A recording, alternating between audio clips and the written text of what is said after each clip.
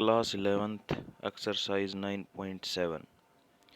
इस एक्सरसाइज में हम पढ़ेंगे कि जीएम कैसे निकालते हैं। जीएम मतलब ज्योमेट्रिक मीन। जिस प्रकार एपी में एएम था अर्थमेटिक मीन, इसी प्रकार जीपी में क्या है, ज्योमेट्रिक मीन। तो देखो सबसे पहले इसका फॉर्मूला कि if a G b are in G P then G is geometric mean, जिसको डिनोट करते हैं जीएम से, बिटवीन ए एंड बी। और वो निकालने का फॉर्मूला क्या है, G is equal to under root A B. A M निकालने का फॉर्मूला क्या था, दो नंबर के बीच में A plus B by two. G M का क्या है, under root A B. A M किस में था, ए पी में। जी एम किस में है, जी पी में। ठीक है, दो नंबर हैं और उनके बीच का अगर जीएम निकालना है तो ये फॉर्मूला होता है अंडर रूट ए बी। ठीक है ना। क्वेश्चन देखो पहला, इंसर्ट 3 जीएम्स बिटवीन 1/3 एंड 432। इसके बीच में हमें कितने जीएम निकालने हैं, 3 जीएम निकालने हैं। तो हमने मान लिया कि late G1, G2 and G3 be the 3 GMs between 1/3 and 432। तो इसको लिख सकते हैं 1/3 G1, G2, G3 और 432 आर इन जीपी। अभी किस में बन गए, जीपी में बन गए। अब इस जीपी में कितनी टर्म होगी, देखो 1 2 3 4 5 टर्म होगी, जिसकी फिफ्थ टर्म क्या है, 432। ठीक है ना। तो A5 क्या है भाई, 432। और A5 को क्या लिख सकते हैं, ए आर की पावर 4 इज इक्वल टू 432। ए की वैल्यू कितनी है, 1/3 आर की पावर 4 इज इक्वल टू 432। तो 3 को इस साइड ले जाएंगे तो आर की power 4 is equal to 432 into 3 multiply करेंगे तो 1296। इसको क्या लिख सकते हैं, 1296 को 6 की पावर 4। अब इसको ये लिख सकते हैं कि -6 की पावर भी 4 और 6 की पावर भी 4। तो ये दोनों ही क्या होते हैं, 1296। ठीक है, तो आर की वैल्यू अपने पास क्या होगी, 6 भी होगी और -6 भी होगी। जब आर की वैल्यू 6 है तो G1 क्या हो जाएगा, G1 is equal to a r. तो ए की वैल्यू 1/3 और आर की वैल्यू 6, तो कितना हो गया 2। देखो जिस प्रकार ए एम निकाला था ना, ए एम क्या था, ए एन जैसे निकालते थे वैसे नहीं निकालना। जैसे हमारे पास A1 है क्या, ए एम, तो कैसे निकला था, A1 प्लस डी। ठीक है ना। A2 था तो A2 क्या था, A1 प्लस 2D। इसी प्रकार GM भी निकालेंगे तो GM कैसे निकालेंगे, GM में AN का फॉर्मूला नहीं लगाएंगे। जैसे G1 है ना, तो इसमें लिखेंगे AR, ना कि AR की पावर n-1, ये नहीं लिखेंगे, सीधा क्या लिखेंगे AR। और G2 में क्या लिखेंगे, AR स्क्वायर, इसमें भी n-1 नहीं करेंगे। ठीक है ना। G3 क्या हो जाएगा, AR की पावर 3।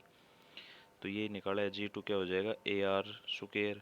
ए की भी वैल्यू है, आर की भी वैल्यू है। G3 AR3, ए की वैल्यू आर की वैल्यू है। और जब आर की वैल्यू -6 है तो G1 AR, ए की वैल्यू है, आर की वैल्यू -6। ठीक है ना।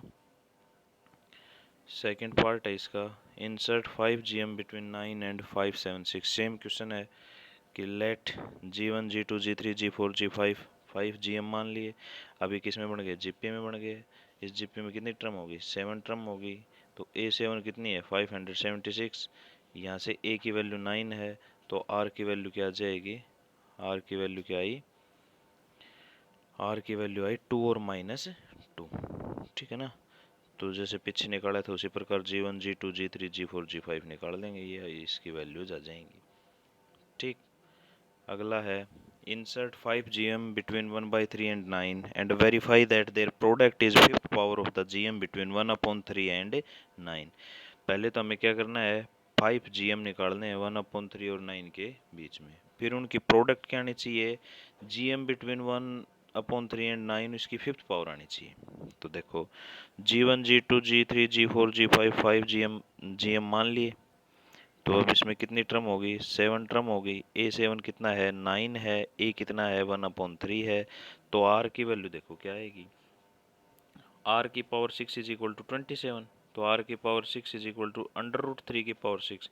तो √3 की पावर 6 27 ही होता है। तो R की वैल्यू कितनी होगी, √3। ठीक है। अब यहाँ से G1, G2, G3, G4, G5 निकाल लिया।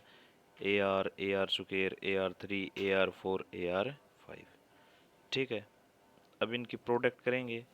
देखो प्रोडक्ट, ये इनकी प्रोडक्ट है जो कितनी आई 9√3। अब फिफ्थ पावर निकालेंगे किसकी, जी एम बिटवीन 1/3 एंड 9 की। तो जी एम बिटवीन 1/3 और 9 क्या जाएगा, √1/3 इंटू 9। तो √3 और इसकी फिफ्थ पावर करेंगे तो √3 की पावर 5 ये आएगा। ठीक है, देखो √3 की पावर 5 और √3 की पावर 5 को इसको 5 टाइम्स लिख सकते हैं, तो ये क्या होता है 9√3। तो यही प्रूव करना था हमें कि fifth power of G M between 1/3 and 9 वो किसके इक्वल है, जो 1/3 और 9 के बीच में 5 जी एम है उनकी प्रोडक्ट के इक्वल है। ठीक है, क्वेश्चन सेकंड है the A M between two numbers is 34 and their G M is 16, find the number. दो नंबर के बीच का ए एम दे रखा है और जी एम दे रखा है, तो हमने दो नंबर मान लिए ए और बी। ठीक है, तो ए एम क्या होता है भाई, ए प्लस बी बाई टू कितना दे रखा है 34, तो ए प्लस बी कितना हो गया 68। जी एम क्या होता है अंडर रूट एफ बी, वो कितना दे रखा है 16, दोनों तरफ सुकेर कर दिया, तो f B is equal to 256। तो बी की वैल्यू यहाँ से क्या हो गई 256/ए। ठीक है, अब ये वैल्यू बी की इक्वेशन एक में रख देंगे, तो ए प्लस 256/ए is equal to 68। A LCM आया तो A square plus 256 is equal to 68 A. अब ये क्या बन गई, क्वाड्रेटिक इक्वेशन बन गई। इसको सोल्व किया तो हमारे पास ए की वैल्यू क्या आई 64 और 4। तो जब ए की वैल्यू 64 और 4 है तो इक्वेशन 2 से बी की वैल्यू क्या क्या बन जाएंगी 4 और 64। तो हमारे पास दो नंबर क्या हो गए 64 और 4। ठीक है, अगला है कि find the two numbers whose difference is 2 and whose A M exceeds the G M by 2। हमारे पास दो नंबर है जिनका डिफरेंस तो कितना है 2 है, और ए एम एक्सीड करता है जी एम से कितना 1/2। तो हमने दो नंबर मान लिए ए और बी। अकॉर्डिंग टू क्वेश्चन के बीच का डिफरेंस क्या है, A minus B is equal to 2। A M क्या हो जाएगा ए प्लस बी बाई 2 और जी एम क्या हो जाएगा √ए बी। अब अगेन अकॉर्डिंग टू क्वेश्चन क्या दे रखा है कि ये जो ए एम है ना ये कितना एक्सीड करता है जी एम से 1/2 एक्सीड करता है। तो A M is equal to 1/2 plus √ए बी। ठीक है, तो ए प्लस बी, ये इस साइड से 2 एलसीएम ले लिया तो 1 प्लस 2 √ए बी, दोनों तरफ तो 2 था तो 2 से 2 कैंसिल। ठीक है, तो ए प्लस बी माइनस 2 √ए बी इज इक्वल टू 1। ठीक है, अब ये किसका फॉर्मूला बन गया √a माइनस √b का whole square is equal to 1। तो दोनों तरफ स्क्वायर रूट लेंगे तो √a minus √b is equal to 1। ठीक है, अब जो इक्वेशन एक थी अपने पास a माइनस बी, इसको क्या लिख सकते हैं √a minus √b into √a plus √b लिख सकते हैं ना। तो इसको देखो ये लिखे हैं मैंने कि from 1 √a minus √b into √a plus √b is equal to 2। अब इसकी वैल्यू कितनी है 1 है, तो इसकी जगह मैंने क्या कर दिया 1 कर दिया, तो √a plus √b is equal to 2। ठीक है, तो एक इक्वेशन तो ये बन गई, एक इक्वेशन अपने पास ये थी। इन दोनों को सोल्व करेंगे तो b से तो b कट जाएगा, 2 √a is equal to 3, √a is equal to 3/2, और दोनों तरफ स्क्वायर करेंगे तो a की वैल्यू 9/4, और फ्रॉम इक्वेशन 1 a की वैल्यू 9/4 है तो b की वैल्यू क्या हो जाएगी 1/4। तो दो नंबर हमारे पास क्या हो जाएंगे 9/4 एंड 1/4। ठीक है, क्वेश्चन नंबर 4 है if the A M between A and B is twice their G M show that a ratio b is equal to 2 plus √3 ratio 2 minus √3। If the A M between A and B, A and B के बीच का जो A M है वो क्या है twice their G M, G M का क्या है ट्वाइस है। तो देखो आंसर ए एम क्या हो गया A plus B by 2, G M क्या हो गया √ए बी। अकॉर्डिंग टू क्वेश्चन क्या दे रखा है कि ए एम क्या है ट्वाइस ऑफ जी एम, तो A plus B by 2 is equal to 2 √ए बी। तो भाई ए प्लस बी, ये 2 √ए बी तो मैं इस साइड ले, इस 2 को इस साइड ले गया। ठीक है, अब ये जो इक्वेशन 1 बनी है ना इसको समझना है थोड़ा। ये इक्वेशन 1 बनी है, इस पे हम एक रूल लगाएंगे। कौन सा rule, componendo and dividendo rule. अब कंपोनेंडो एंड डिविडेंडो रूल क्या होता है कि जो भी अपने पास ये इक्वेशन है गिवन, इसमें क्या करेंगे हम दोनों साइड 1 ऐड करेंगे एक बार, दूसरी बार क्या करेंगे, दोनों साइड 1 सब्ट्रैक्ट करेंगे। फिर 1 ऐड करने से और 1 सब्ट्रैक्ट करने से जो इक्वेशन बनेंगी उनको आपस में क्या कर देंगे, डिवाइड कर देंगे। तो देखो यही किया है मैंने, ये जो इक्वेशन 1 है इसमें दोनों तरफ मैंने क्या किया, 1 ऐड किया, ठीक है। तो 2 under root F B LCM आया, तो a plus B plus 2 under root F B is equal to 2 + 1 कितना हो गया भाई, 3 हो गया। तो 1 ऐड करने से ये इक्वेशन बन गई, इक्वेशन 2, ठीक है। अब मैंने क्या किया, उस इक्वेशन में 1 क्या किया, सब्ट्रैक्ट किया।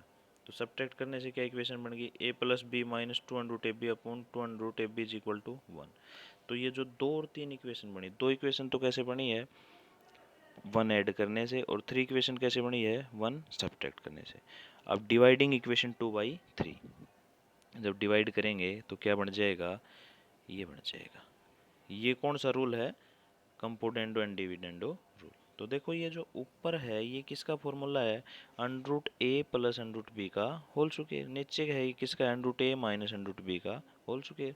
और इस 3 को अंडर रूट 3 लिख सकते हैं, इसका होल स्क्वायर करेंगे तो क्या आ जाएगा, 3 आ जाएगा, ठीक है। अब दोनों तरफ होल स्क्वायर है तो ये तो कट जाएगा, क्या बच जाएगा, under root A plus under root B upon under root A minus under root B is equal to under root 3। ये नई इक्वेशन बन गई अपनी इक्वेशन नंबर 4। अब ये इक्वेशन 4 है ना, इस पे भी हम क्या करेंगे, वो ही रूल लगाएंगे, कौन सा, कंपोनेंडो एंड डिविडेंडो रूल।